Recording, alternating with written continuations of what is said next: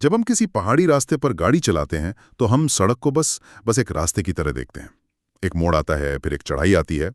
लेकिन एक इंजीनियर के लिए वो सड़क पहेली के कई टुकड़ों से बनी है। आज हमारे पास हाईवे इंजीनियरिंग पर एक बहुत ही डिटेल्ड स्टडी मटेरियल है और हमारा मकसद है इन टुकड़ों को जोड़कर उस पूरी तस्वीर को समझना। हम ये जानने की कोशिश करेंगे कि आखिर एक इंजीनियर कैसे तय करता है कि कोई चढ़ाई कितनी खड़ी होनी चाहिए, और जब वो चढ़ाई किसी मोड़ से मिलती है तो उसके पीछे का गणित क्या होता है। तो चलिए इस इंजीनियरिंग पहेली को सुलझाना शुरू करते हैं। और इसकी शुरुआत होती है सड़क की ढलान यानी ग्रेडियंट से। मुझे हमेशा लगता था कि एक पहाड़ी सड़क बस एक सीधी ढलान होती है, या तो ऊपर या नीचे। पर इस मटेरियल में बताया गया है कि इंजीनियर असल में 4 अलग अलग तरह की ढलानों के बारे में सोचते हैं। ये थोड़ा अजीब लगता है। मतलब ढलान तो ढलान होती है, इसमें 4 प्रकार क्यों? ये एक बहुत ही अच्छा सवाल है। हाँ। क्योंकि यहीं से डिजाइन की असली सोच शुरू होती है। आम भाषा में ग्रेडियंट का मतलब सिर्फ इतना है कि सड़क कितनी खड़ी है। जब हम कहते हैं ना कि चढ़ाई बहुत ज्यादा है, तो हम असल में उसके ग्रेडियंट की ही बात कर रहे होते हैं। लेकिन एक इंजीनियर के लिए ये 4 प्रकार वो असल में 4 अलग अलग औजार हैं जिन्हें वो हालात के हिसाब से इस्तेमाल करती है। अच्छा, तो ये एक टूल किट जैसा है। तो इस टूल किट में पहला और सबसे जरूरी औजार कौन सा है? वो है रूलिंग ग्रेडियंट। इसे आप आदर्श ढलान कह सकते हैं। यह वो अधिकतम ढलान है जिसे डिजाइनर सामान्य परिस्थितियों में बिना किसी बड़ी लागत या मुश्किल के बनाना चाहता है। ज्यादातर सड़कें इसी ग्रेडियंट को ध्यान में रखकर डिजाइन की जाती हैं। इसीलिए इसका दूसरा नाम डिजाइन ग्रेडियंट भी है। मतलब अगर दुनिया परफेक्ट होती, जमीन समतल होती और बजट की कोई चिंता ना होती, तो सारी सड़कें इसी रूलिंग ग्रेडियंट पर बनती। बिल्कुल। लेकिन जाहिर है दुनिया परफेक्ट नहीं है। अक्सर पहाड़ी इलाकों में जमीन इतनी ऊबड़-खाबड़ होती है कि रूलिंग ग्रेडियंट देना या तो बहुत महंगा पड़ जाता है या फिर नामुमकिन होता है। यहीं पर टूल किट का दूसरा औजार काम आता है, लिमिटिंग ग्रेडियंट। तो ये एक तरह का समझौता है। एकदम सही। ये रूलिंग ग्रेडियंट से थोड़ी ज्यादा खड़ी ढलान होती है। इंजीनियर इसका इस्तेमाल तभी करता है जब कोई और चारा ना हो। इसे लंबे हिस्सों के लिए इस्तेमाल करने से बचा जाता है, क्योंकि इस पर भारी गाड़ियां जैसे ट्रकों को चढ़ने में ज्यादा जोर लगाना पड़ता है। हाँ, उनकी रफ्तार कम हो जाती होगी। रफ्तार कम हो जाती है और ईंधन भी ज्यादा जलता है। और अगर हालात इससे भी ज्यादा मुश्किल हों, मान लीजिए किसी पहाड़ को काटकर सड़क बनानी है और कोई गुंजाइश ही नहीं है। ऐसी असाधारण परिस्थितियों के लिए आखिरी और सबसे कह सकते हैं शक्तिशाली औजार है एक्सेप्शनल ग्रेडियंट। सोचिए, ये वो ढलान है जिसे इंजीनियर कभी नहीं देना चाहते। ये तभी आती है जब कोई और रास्ता ही ना बचा हो।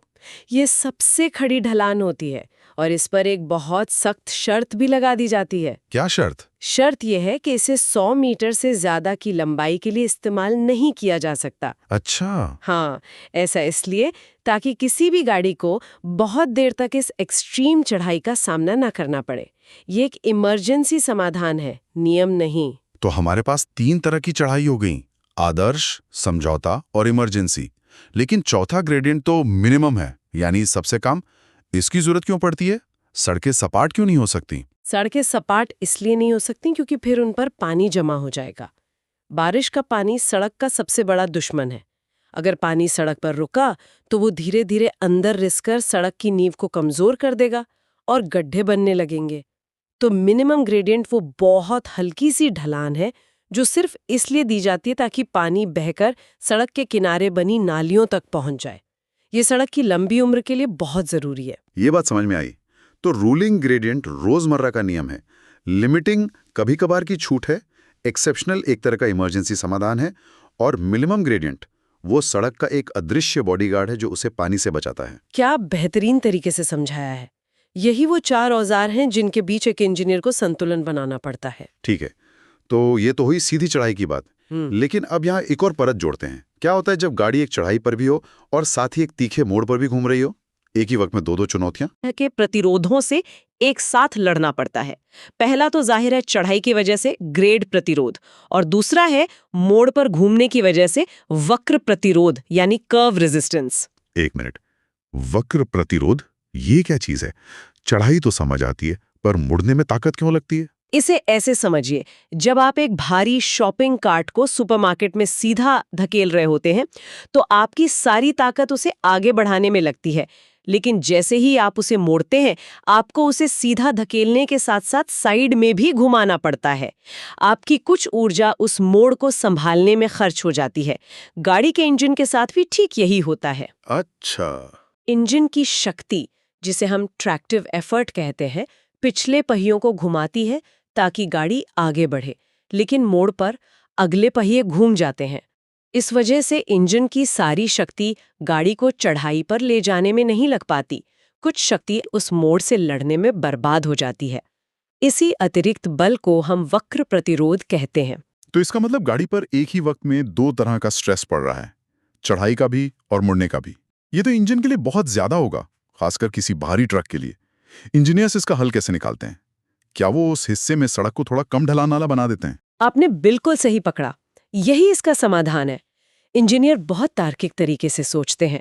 वो जानते हैं कि मोड़ पर इंजन पर एक अतिरिक्त बोझ पड़ रहा है, इसलिए वो उस बोझ की भरपाई करते हैं। वो उस हिस्से में सड़क की ढलान यानी ग्रेडियंट को जानबूझकर थोड़ा कम कर देते हैं। ग्रेडियंट में की गई इसी कमी को ग्रेड मुआवजा कहा जाता है। मतलब एक प्रतिरोध को कम करके दूसरे से होने वाले नुकसान की भरपाई कर रहे हैं। बिल्कुल। ये तो बहुत ही स्मार्ट समाधान है। हमारे स्रोत में एक नियम का जिक्र है कि अगर सड़क पर ढलान पहले से ही 4% से कम है तो ये मुआवजा देने की जरूरत नहीं पड़ती। ऐसा क्यों? क्योंकि ये माना जाता है कि 4% से कम की ढलान पर ग्रेड प्रतिरोध इतना कम होता है कि इंजन उसे आसानी से झेल सकता है। उस पर वक्र प्रतिरोध का अतिरिक्त बोझ डालने से कोई खास फर्क नहीं पड़ता।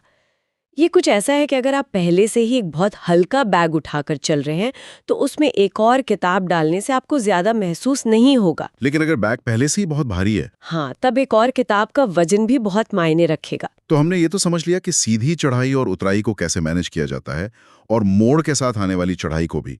लेकिन असल में सड़कें सीधी नहीं होती, वो ऊपर नीचे लहरों की तरह चलती हैं। जब एक चढ़ाई एक उतराई से मिलती है या एक ढलान बदलती है तो उस जोड़ को अचानक और झटकेदार होने से कैसे बचाया जाता है, यहीं पर कहानी का अगला हिस्सा यानी वर्टिकल कर्व्स की भूमिका आती है। जब भी दो अलग अलग ग्रेडियंट मिलते हैं तो उनके बीच एक स्मूथ आरामदायक कर्व दिया जाता है ताकि सफर में झटका न लगे। ये वर्टिकल कर्व दो तरह के होते हैं। एक जो पहाड़ी की चोटी की तरह ऊपर की ओर उठा हुआ होता है, जिसे हम समिट कर्व कहते हैं, और दूसरा जो घाटी की तरह नीचे की ओर धंसा हुआ होता है, जिसे वैली कर्व कहते हैं। चलिए पहले समिट कर्व की बात करते हैं, यानी पहाड़ी की चोटी वाले कर्व की। इसे डिजाइन करते समय इंजीनियर के दिमाग में सबसे बड़ी चुनौती क्या होती है? यहाँ सबसे बड़ी और सच कहूं तो एकमात्र चुनौती होती है दृश्य दूरी, साइड डिस्टेंस। इसे ऐसे सोचिए, जब आप किसी पहाड़ी की चोटी पर पहुंच रहे होते हैं तो आपको उसकी दूसरी तरफ की सड़क तब तक नहीं दिखती जब तक आप बिल्कुल ऊपर ना पहुंच जाएं। इंजीनियर को ये पक्का करना होता है कि वो कर्व इतना खुला और लंबा हो कि ड्राइवर को दूसरी तरफ से आने वाली गाड़ी या किसी रुकावट को देखने के लिए पर्याप्त समय और दूरी मिल जाए, ताकि वो सुरक्षित रूप से ब्रेक लगा सके। बिल्कुल। यात्रियों के आराम का क्या उस उभार पर कोई असुविधा नहीं होती? ये एक बहुत ही दिलचस्प सवाल है और इसका जवाब भौतिकी में छिपा है। जब आपकी गाड़ी समिट कर्व पर ऊपर की ओर जाती है तो सेंट्रीफ्यूगल फोर्स यानी अपकेंद्रीय बल ऊपर की दिशा में काम करता है। गाड़ी के वजन के ठीक उल्टा। हाँ, इसका मतलब गाड़ी थोड़ी हल्की महसूस होती है। बिल्कुल। ये बल गाड़ी के वजन को थोड़ा कम कर देता है, जिससे सस्पेंशन पर दबाव घट जाता है। इसी वजह से यात्रियों को समिट कर्व पर कोई झटका या असुविधा महसूस नहीं होती। इसलिए इंजीनियर को आराम की बिल्कुल चिंता नहीं करनी पड़ती। उनका पूरा ध्यान सिर्फ और सिर्फ एक ही चीज पर होता है कि ड्राइवर को आगे का रास्ता साफ साफ दिखे। तो फिर इस कर्व का आकार कैसा होता है? क्या ये एक परफेक्ट आधा गोला होता है? के लिए व्यवहारिक रूप से स्क्वायर पैराबोला का उपयोग किया जाता है। अच्छा, तो ये दिखने और काम करने में लगभग सर्कल जैसा ही है, पर इसे बनाना कहीं ज्यादा आसान है। एकदम सही। ठीक है, तो समिट कर्व का सारा खेल साइड डिस्टेंस का है। अब बात करते हैं इसके बिल्कुल उल्टे, यानी वैली कर्व की, जो घाटी के आकार का होता है। यहाँ तो स्थिति एकदम अलग होगी। पूरी तरह से अलग। वैली कर्व में सेंट्रीफ्यूगल फोर्स नीचे की ओर काम करता है, यानी गाड़ी के वजन की दिशा में ही। वो गुरुत्वाकर्षण के साथ मिलकर काम करता है। हाँ, ये मैंने महसूस किया है। जब आप किसी फ्लाईओवर से तेजी से नीचे उतरकर वापस ऊपर चढ़ते हैं तो एक पल के लिए पेट में अजीब सा महसूस होता है और आप सीट में धंस जाते हैं। हाँ, तो क्या ये वही चीज है जिसे इंजीनियर्स कंट्रोल करने की कोशिश कर रहे हैं? आपने बिल्कुल सही अनुभव को पकड़ा है। गाड़ी के सस्पेंशन पर अचानक दबाव बढ़ जाता है, जिससे यात्रियों को असुविधा होती है। इसीलिए वैली कर्व को डिजाइन करने के मानदंड समिट कर्व से कहीं ज्यादा जटिल हैं। यहाँ एक नहीं बल्कि 3 मुख्य बातों का ध्यान रखना पड़ता है। और वो 3 बातें क्या हैं? सबसे पहली और जरूरी चीज है यात्रियों का आराम, कंफर्ट। डिजाइन ऐसा होना चाहिए कि सेंट्रीफ्यूगल फोर्स में बदलाव की दर बहुत ज्यादा ना हो, ताकि वो सीट में धंसने वाला एहसास एक सीमा के अंदर रहे। दूसरी और शायद सुरक्षा के लिहाज से सबसे महत्वपूर्ण है headlight side distance. Headlight side distance, इसका क्या मतलब है? इसका संबंध रात में गाड़ी चलाने से है। सोचिए, रात में जब आप एक वैली कर्व में नीचे जा रहे होते हैं तो आपकी गाड़ी की हेडलाइट्स सीधा सामने की ओर रोशनी फेंकती हैं, जबकि सड़क आगे जाकर ऊपर की ओर मुड़ रही होती है। अच्छा, तो इसका मतलब है कि ड्राइवर को सड़क का उतना ही हिस्सा दिखेगा जितनी दूर तक हेडलाइट की बीम जमीन पर पड़ रही है, ना कि उससे आगे का। एकदम सही। अगर कर्व बहुत तीखा हुआ तो हो सकता है कि ड्राइवर को आगे का रास्ता सिर्फ कुछ मीटर तक ही दिखे। ये बहुत खतरनाक हो सकता है। इसलिए कर्व को इतना खुला बनाया जाता है कि हेडलाइट की रोशनी कम से कम ब्रेकिंग डिस्टेंस जितनी दूरी तक सड़क को रोशन कर सके। और तीसरी चुनौती? तीसरी चुनौती, जो घाटी के आकार को देखते हुए बहुत स्वाभाविक है, वो है जल निकासी, ड्रेनेज। जाहिर है, घाटी के सबसे निचले हिस्से में सारा पानी आकर जमा हो जाएगा। बिल्कुल। इसलिए वहाँ पानी की निकासी के लिए बहुत अच्छी व्यवस्था करनी पड़ती है, वरना बारिश में वहाँ एक छोटा सा तालाब बन सकता है जो गाड़ियों के लिए खतरनाक है। तो आराम, रात की दृश्यता और जल निकासी, इन तीनों को ध्यान में रखकर वैली कर्व डिजाइन होता है। हाँ। और इसका आकार समिट कर्व से कैसे अलग होता है? इसके लिए क्यूबिक पैराबोला को प्राथमिकता दी जाती है।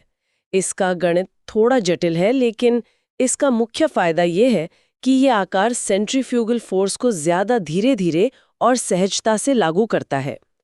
इससे यात्रियों पर पड़ने वाला अचानक दबाव कम हो जाता है और सफर ज्यादा आरामदायक महसूस होता है। तो आज की इस चर्चा से ये बिल्कुल साफ हो गया है कि जिन सड़कों पर हम रोज सफर करते हैं, उनकी हर ढलान और हर मोड़ के पीछे कितनी गहरी और सोची समझी इंजीनियरिंग छिपी है।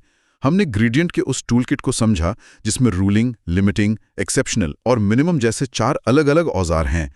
हमने ग्रेड कॉम्पेंसेशन की उस स्मार्ट ट्रिक को भी जाना कि कैसे एक मोड़ और चढ़ाई एक साथ आने पर इंजीनियर चढ़ाई को थोड़ा आसान बना देते हैं। और हमने ये भी देखा कि कैसे एक समिट कर्व का डिजाइन पूरी तरह से इस बात पर निर्भर करता है कि ड्राइवर कितना दूर देख सकता है, क्योंकि वहाँ आराम की कोई समस्या ही नहीं है। जबकि एक वैली कर्व का डिजाइन यात्रियों के आराम, रात में हेडलाइट की रोशनी कितनी दूर तक जाती है और पानी जमा ना हो जाए, इन कई जटिल बातों का एक संतुलन है। ये सच में दिखाता है कि एक सुरक्षित और आरामदायक सफर सिर्फ गाड़ी की अच्छी कंडीशन पर ही नहीं, बल्कि सड़क के डिजाइन की बारीकियों पर भी कितना निर्भर करता है। बिल्कुल। जाते जाते एक विचार छोड़ जाती हूँ। हमारे स्रोत में एक बहुत ही दिलचस्प बात बताई गई है। जब इंजीनियर समिट कर्व की लंबाई की गणना करते हैं तो कभी-कभी गणितीय उत्तर नेगेटिव में आता है।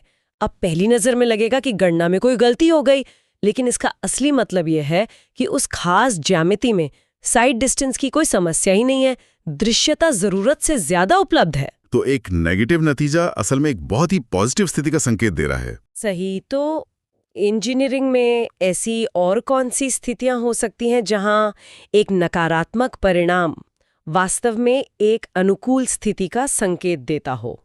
यह हमें सिखाता है कि हमें सिर्फ संख्याओं पर नहीं, बल्कि उनके पीछे छिपे भौतिक अर्थ पर भी हमेशा ध्यान देना चाहिए।